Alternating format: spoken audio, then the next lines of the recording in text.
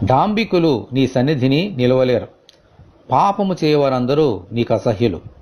డాంబికులు అనగా గర్వము చేత నడిపించబడిన వారు దేవుని సన్నిధిలో నిలవలేరు.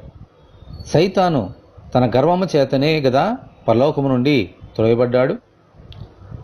నెబుకద్నెజరు అనే మహాచక్రవర్తి దేవుని దృష్టికి తనకు తాను హెచ్చించుకున్న కారణమును బట్టి సింహాసనం నుండి దేవుడు అతనిని తొలగించి అడవిలోనికి పంపివేశారు.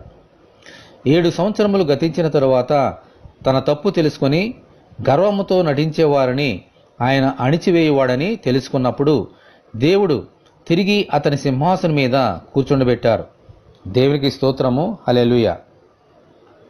దేవుని దృష్టికి మనుషుల దృష్టికి ఆయన బిడ్డలు ఎల్లప్పుడూ తగ్గించుకునే బ్రతకాలి, జీవించాలి. అప్పుడే ఆయన మనల్ని హెచ్చిస్తారు. ఆమెన్.